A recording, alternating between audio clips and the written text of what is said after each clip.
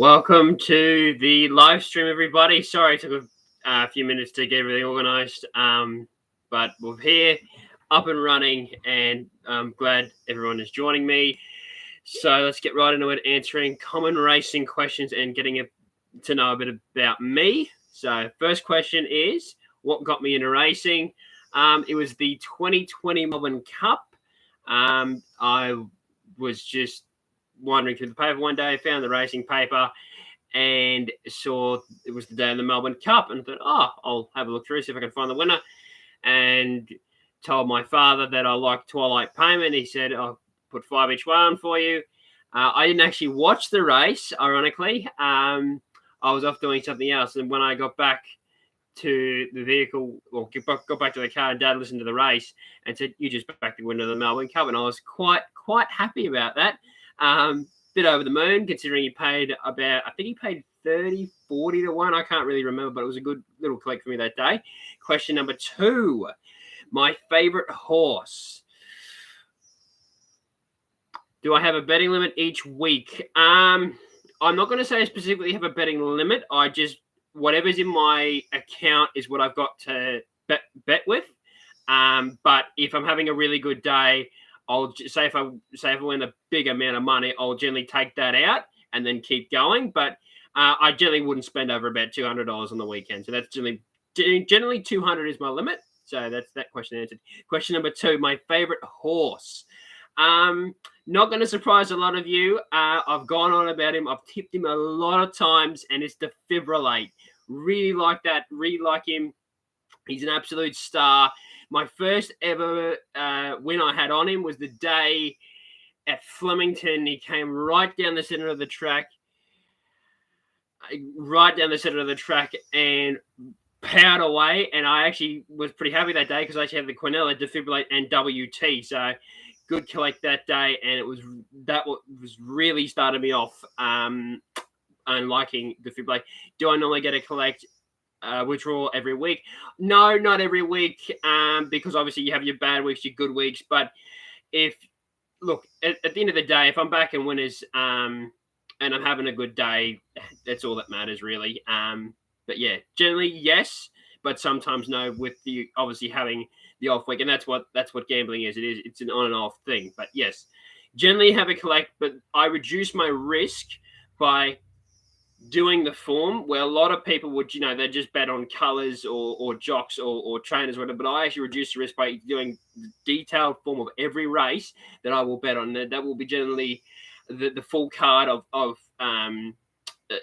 Victoria, New South Wales, Brisbane, Ascot races, Morpheville races, and I only bet on Saturdays. That's my rule. Only on Saturdays, to answer your question. So question number 3, best win I've ever seen. Would have to be Winx's last Queen Elizabeth. It was just an outstanding win. Her whole career was just outstanding. But that last Queen Elizabeth really stood out to me. It was the best win I've ever seen. That was it was amazing to see her bow out a champion and bow out a winner on that day. So really made me feel really well. And looking at her, she was just a bodied mare, and she just, to have her career last so long, Chris Waller was an absolute genius. Have you ever gone over your head in terms of betting and you thought you might need a limit? No, because like I said, I do it. It's a hobby for me, and at the end of the day, I don't go over. If I'm having a bad day, so if my rule is if you have 3 losing bets in a row, that's it, call it a day, because you're not going to be having a winning day. You're just going to keep losing. So 3 losing bets, I'm out, I'm done. That's it. Or I'll have 3 losing bets and then I won't bet on 5 or 6 races. That's my rule, and then I'll start up again. So that's how I do it. Race 4, my favorite. Question 4, my favorite jockey. Geez, I think I'm doing a preview here. Question 4, my favorite jockey. Dead heat here between 2, Damien Oliver and Billy Egan. Has to be those 2. I've had a lot of success over Ollie over the years. I've had a lot of success on Billy Egan over the years, particularly with Defibrillate. So, it has to be between those 2, and I just Billy Egan or Damien Oliver, dead heat for the both of them. Okay, race 5, Question 5. I've got to stop doing that. My favorite track. Now I'll go through my favorite track in each state. Okay,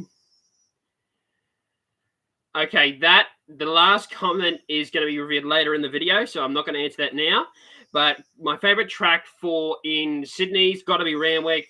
Feature races, they always race there, but obviously, Rosehill's features like the Slipper. But yeah, Randwick has to be hands down in Sydney. Brisbane, the best track is Eagle Farm. For a viewing perspective, for a comfort perspective, and for backing winners, it's definitely Eagle Farm. But Doomben it's a very dynamic track, and you generally need to be a leader to win at Doomben. Or if the rail's out, you generally have a good chance of a back marker. And I know Eagle Farm and Doomben pretty well because I lived in Brisbane for over 2 years, and go back when I have a holiday because my mother and my brother live in Brisbane. Okay, question 6. Biggest odds I've had a winner. So the biggest odds that I've backed a winner at.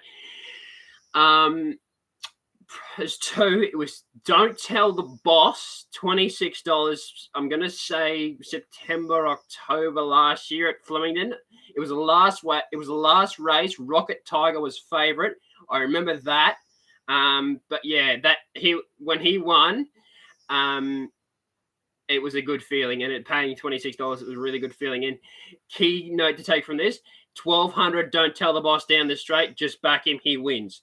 And the second one was the Zipping Classic of last year. Vow and Declare at a big prop. No, it wasn't Vow and Declare. It was Sound. The year Sound won his second Zipping Classic.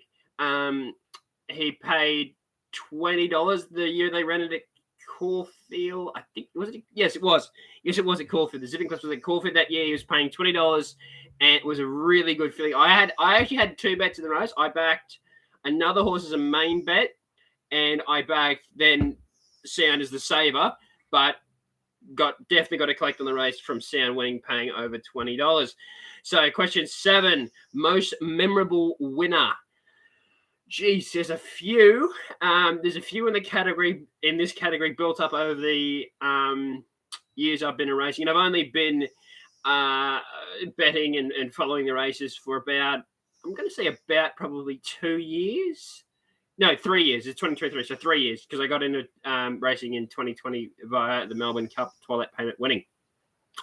But my most memorable winner, I'd probably have to say 20. I can't remember the year Eduardo won the 10,000, but the year he won the 10,000, he shot clear at the top of the straight, and I thought, he's home.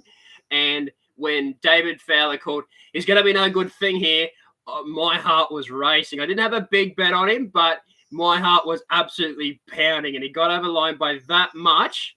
And I was really happy with that day, because not only did I back the winner in Eduardo, I backed the third horse in the Harrovian, and I also got the trifecta. So it meant a lot to me, that 10,000. So that was a really good thing. Race 8, question 8 again. Best racing experience. It would probably have to be, well, it is. I was lucky enough to be able to go to the Melbourne Cup Carnival last year for the 4 days. I had an absolute ball, loved every second of it. The Cup was the weather on Cup Day was absolutely crazy. It went from being sunny and then rainy, and for the Cup, it absolutely poured down. You couldn't find a dry spot. It was just packed. But when the feature race like the Melbourne Cup's on, you just grit your teeth and you go out and bear the cold. And yeah, it was worth it, because I had a spot right on the rail for the Melbourne Cup, and it was a really good feeling. I didn't back the winner. I was on the 4th horse, but just being there on the day, it was absolutely incredible. Question 9, best and worst track for winners.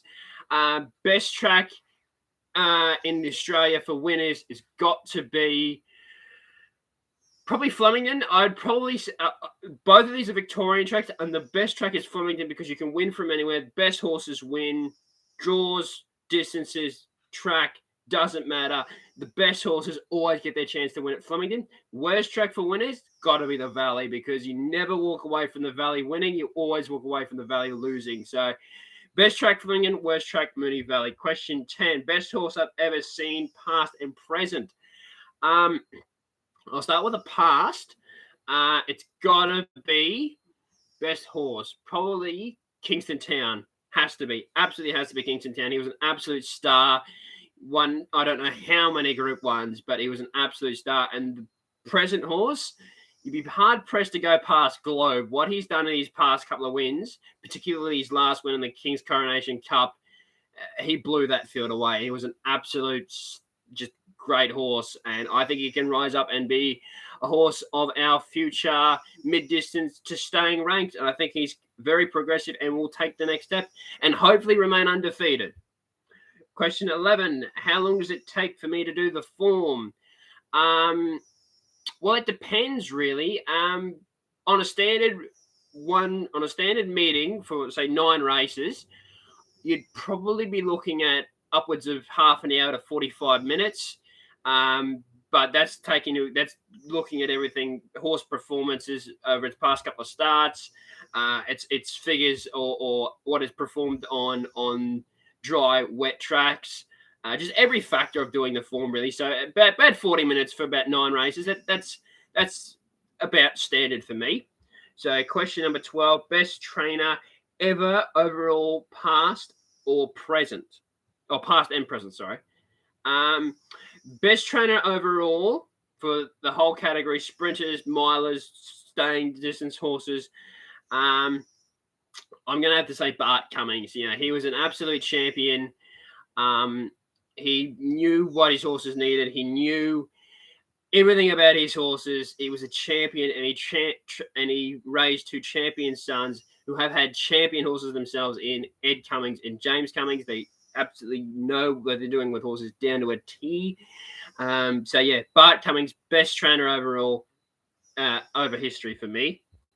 Question 13, best trainer of stay as well. This is not going to come as a surprise, but Kieran Maher and David Eustace. How many times have we seen them with a really good staying horse on their books? You know, they had Person, when he rose through the ranks 2021. They had Grand Promenade 2022, and this year, if I had to pick one that's going through the staying ranks this year, that's tough. Glory Days. It would have to be Glory Days this year. It would have. I mean, he's only raced a few times, but it would have to be Glory Days. Definitely have to be Glory Days for that. So yeah, Maher Eustace, best trainer of stayers. Best stayer in history. You can see a pattern repeating here. I'm going to go with the Melbourne Cup winner. Now, I'm not going to go with 1. I'm going to go with the horse that won 3. Makybe Diva, the mare, was an absolute champion to do that. And how easy she did it. She did it on all conditions. Glen Boss rode for the 3 of them. And she even won a Caulfield Cup and a Cox Plate in between there as well. So, yeah, definitely Makybe Diva, best stayer in history. Question 15, the one horse you back whenever it runs. Well, I'm pretty guilty of doing this, and I've always said that I'm done with this horse. I've given him a million chances, but it has to be Halvorsen. Ever since he showed me he was back to form in the William Reid, and he ran second to September run last year. It was just, right, you're back. I'm going to back you again. Actually, that was one of 2. The second horse is Corner Pocket, because I just love him. I'm not going to say he's a star, because he's at that level now where he's sort of stuck where his rating is, but I just love him. When he had those wins on success, the successive wins over the period of time he had, he just got out in front and just kept running. And I'll never forget one of the really good calls of Matty Hill, that all excellent from him. But the one that really stands out, Corner Pocket kicks and he's a little beauty, and Corner Pocket won it. That was just outstanding. Question 16, what website do I use to do the form? RaceNet. I think it's the best you can use. In my opinion, that's what I use, and I would never go to anything else. I've used it for every single time I do the form, every single preview, every single comment I make about form, I'm doing it through the form I've done on RaceNet. So definitely RaceNet on how I do my form. Question 17: do you like dead heats? No, I don't, because I never usually end up on the right side of them, because every single time I have a dead heat,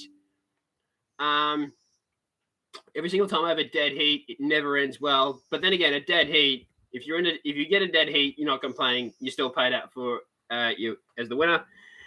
Best jockey, not my favorite, Jamie Carr, and I wish her a speedy recovery through what she's going through now, and I hope she recovers really quickly.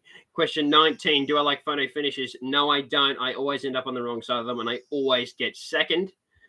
Because my horses never seem to get the nose down on time. Best winner recently? Tough question. By a margin or best horse I've backed? Because the best winning horse that I backed recently was Squad yesterday. But by the margin, I'd have to say Globe last weekend. Okay, that's the end of the racing questions. Now get to know me and most things about me. Question 1: what is my name? Obviously, it's not what my YouTube channel is. It's Joseph. Joseph is my name. Question 2: what state do I live in? Queensland. Best state. How tall am I? Question 3: I am 6'7". Although you would notice it by looking at me now, but yes, I'm 6'7". Question 4: what do I do for a living? I am a carer. I care for the elderly at a home locally here. And that's how I ended up injuring that's how I got an injury through work. That's why this previous game done tonight, not last night.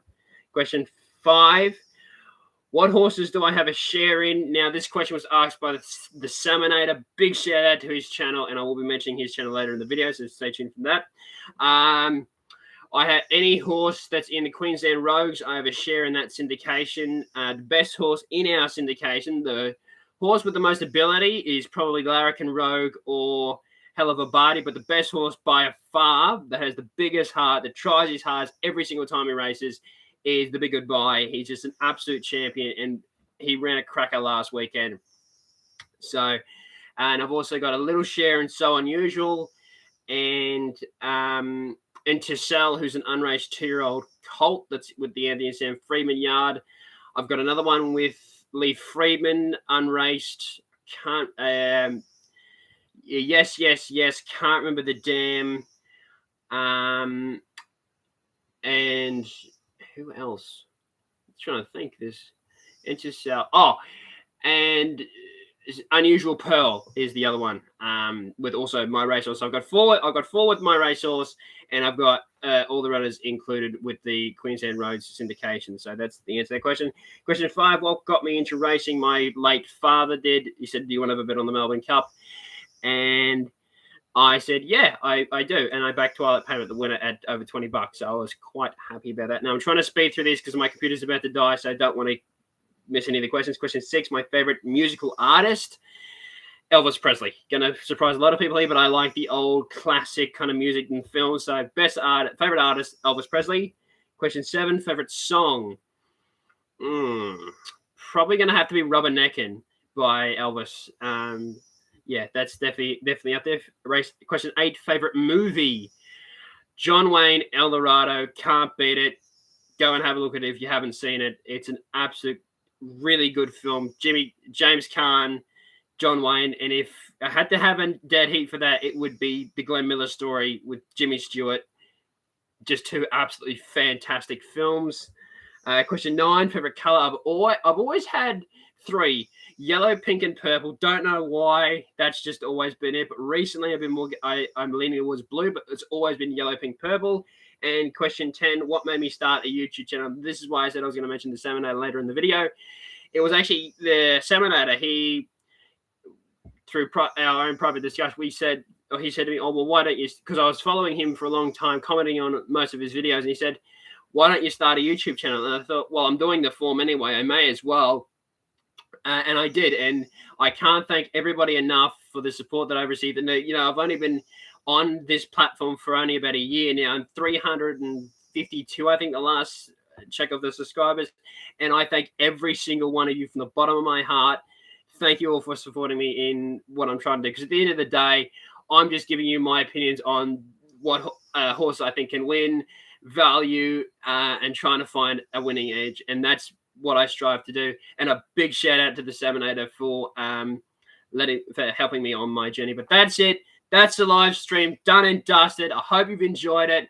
And I'm going to endeavor to do my best to get the preview out tomorrow.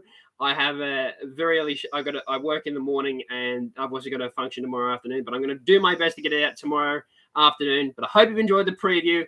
And let's back some winners at Flemington for Andrew Ramsden Day and the Straight 6 Day. Thank you for watching, and I hope you enjoy it. And I'll see you for the preview.